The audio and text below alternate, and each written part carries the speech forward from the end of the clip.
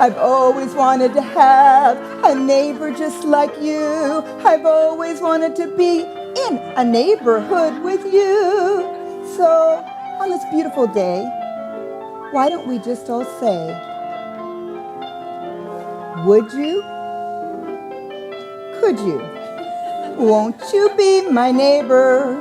Won't you please? Please won't you be my neighbor? Hey! Okay, now you know why I'm not have a singing career by any means. I just want to welcome you to the second season of Off Script with Debbie. We had such a great response last year. We thought, why not do this again? And I'm excited for this first episode, Won't You Be My Neighbor? We did the whole episode around this t-shirt because I just love my t-shirt. And how many of you love Mr. Rogers? Yes, we love Mr. Rogers. And I have a few words from Mr. Rogers in his book, Life's Journeys. And this is what Mr. Rogers says. The older I get, the more I come to understand that the things we possess can never bring us ultimate happiness. Contrary to what's implied in commercials, nothing we buy can ever take away our loneliness or fill our emptiness or heal our brokenness. You know yourself, way down deep, that what really matters is how we live our life with our neighbors, those who happen to be with us in the moment. And that's what really matters, and really, that's all that matters. You know, as a ministry wife, there were some times I let ministry and the to-dos take place of really interacting with the people that were with me. And I found out my purpose in life isn't ministry. My purpose is to love God and then to love others through the ministry God gives me. That's the most important thing. So I'm really excited today. I have a guest. It's going to be my all-time favorite guest forever and ever and ever. I know this beyond a shadow of a doubt. You are going to love him. He loves his neighbors. He loves being outward focused. He never meets a stranger, and you're really going to enjoy him. So let's go meet my guest for today.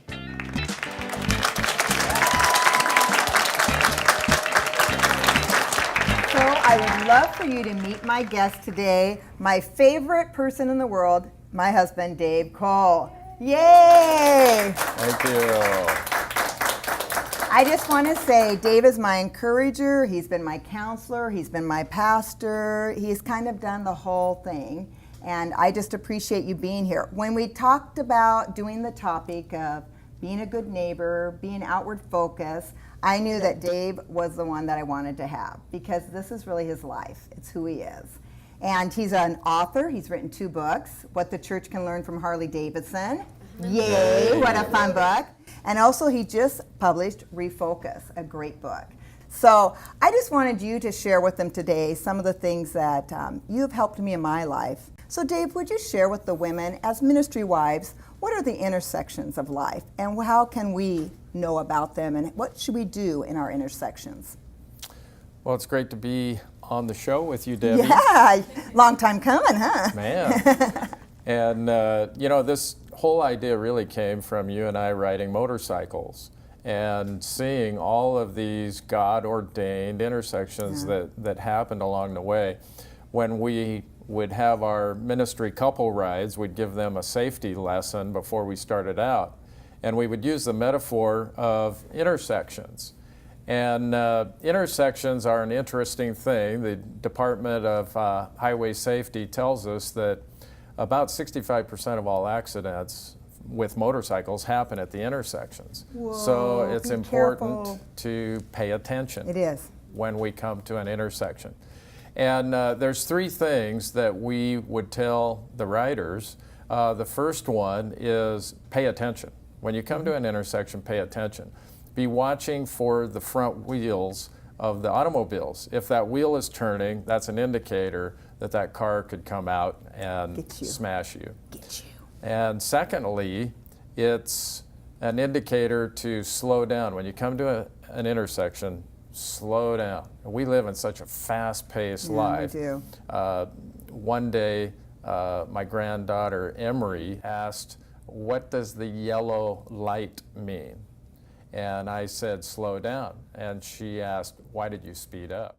That's right. So it's important that we pay attention to the yellow lights in our lives. Yeah. And then finally, we need to yield to those vehicles. Anything with 4 wheels can kill somebody on 2 wheels. That's right. And so there's a need not to be macho big boy when you're on a Harley, but to realize that we need to respect those that are out there because could bring harm. So the whole idea of understanding that God, good sections in our life, but if we're running through life at a high speed, high rate, we're going to miss out on them and probably won't even know that an intersection took place.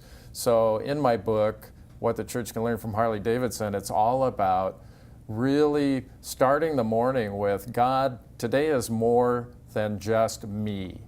It's not about me and what I can get out of today. It's what can I do and what are those intersections. So I pray every day, Lord, open up an intersection. Unless you and I are flying together, and then I pray, Lord, give Debbie an intersection. I am not kidding. So that I can is put so my headphones true. on and go to sleep. He sits in the aisle and he puts me in the middle and he prays that I will be able to be that intersection for the person at the window. And you were. I am. We just recently, 2 weeks ago, flew, and I'm not kidding. Exactly what he said came to my mind. So he puts on his little earphones. I'm sitting there, and I was tired, and I was ready to just read. And this lady next to me just kept looking at me. And finally, I just thought, Lord, this is a moment. I need to talk. We talked 4.5 hours. And I'm not saying that we talked God the whole time. We talked about life. But as you talk, you bring forth your life, your faith, what has gotten you through the hard times. And at the end, she wanted to give me her card so we could stay in connection. And I met her down in baggage claim, and she ran over and hugged me goodbye. Yeah. And I remember sitting there on the plane, though, going, slow down. This could be an intersection. So I just wanted to whiz through because I was tired. Dave and I one time said, here we are, we're supposed to reach out to our neighbors, but on Sundays we'd be so busy and that was the day our neighbors were all out because they maybe weren't at church, but we'd wave at them as we hurried to church. And we said, something's wrong here. We've got to figure this out where we can reach out to our neighbors, though it's in our neighborhood, and also those that we come in contact with. Dave, one thing I've noticed as we travel around to churches and being with pastors and their wives, and I'm not pointing any fingers at anybody or any pastors' wives, but I notice that pastors' wives, as ministry wives, we can get really well, we connect at church. We're the ones, we're running around, we're encouraging people, we are there for them because we're kind of on. It's kind of our job. We can make that our job. But then we've gone out at times with pastors and their wives to dinner, none of you that are in this room, but a waitress will come up and be somewhat friendly, and I watch the pastor's wife not even make contact with the waitress, not even realize this intersection might be a lot more important than any of the intersections she's had. But they tend to sometimes keep the ministry within the church. And there tends to be a inward-focused culture in the churches that's all about asking, what can the church do for me? You've probably heard about people shopping for churches. Right. Well, is that in the scriptures where we're supposed to shop for the church we attend, where we can get the most service, the most benefits? And it becomes a club mentality. And what happens is that pressure bleeds over to the leadership and this expectation that you as a pastor's wife need to serve me and meet all of my needs. Yeah. And there really needs to be a refocusing in the church to realize that we're not there to be served. We are there to serve Jesus and to serve others. And letting them know that, you know what, as a pastor's wife, I'm not going to be able to meet all your needs. My job, my responsibility is to train you to become a minister to those that you connect with, your neighbors, and those even inside these 4 walls. When I look back in our years of ministry at the same church for 20 years, there were amazing people in the church, but those defining moments for me as a pastor's wife was when I brought my little neighbor boys to church. Right. Year after year after year. Met my neighbor, took her kids, she didn't come. And those boys are both serving God today. Yeah. I think those are my defining moments. And I think for pastors' wives, if they can, especially when you're in a smaller church, and we were in the smaller church and things weren't happening, what gave me life was reaching outside the church. Right. And really finding those in our community that needed Jesus. Love your neighbor as yourself. Who's my neighbor? My neighbor is anybody I come in contact with during the day. It's not just the person that lives next to me, but it's the person that I meet in those intersections, and I need to show love to them. Amen. And I just want to thank you, Dave, because you've really helped me in my life to become that type of person. Thank you for being here so much. I appreciate you. I love riding Harleys with you. Nice coffee cup. I know, and you can I take hope I the get cup. one. Yes, Thank you may. Thank you. Let's give our special guest a hand.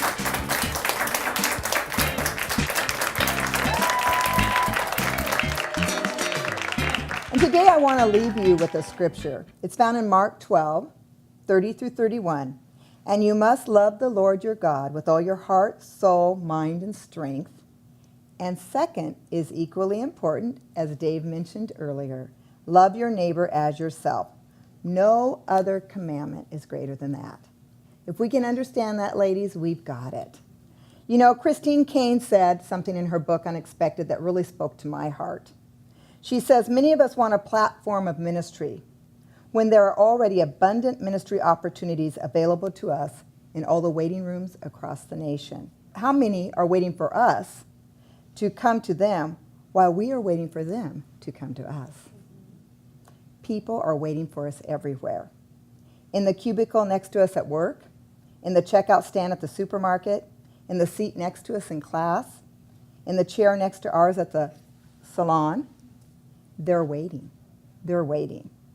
And you know what? That's true for us as ministry wives. They're waiting. So I just want to encourage you that God has some divine appointments from you, some intersections in your life today. And I just want you to go. I want you to be blessed. And I want you to live that life that God has given you, where you will make a difference just by showing up and showing love to those around you. And today I have something special for all of my audience. You know you never leave empty-handed because Debbie is a gift giver. I love to give gifts. Each of you will go home with Dave's new book, Refocus. Great book. Make sure your husband reads it so you can be on the same page. And then the universal gift for all neighbors. Something we all give a neighbor when they come in our neighborhood. Fresh, homemade cookies. I stayed up all night making these for you. So enjoy a cookie. Thank you for being here. And you know what, ladies? Let's do it. Let's do it.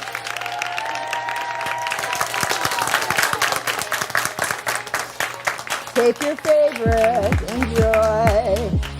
Woo! Pass those babies out. And I have books for each of you. We'll just keep passing out. Enjoy, enjoy, enjoy. Thank you.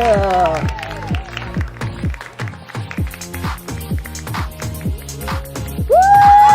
Woo! The mouths are full. They can't make noise. I know. It's hard.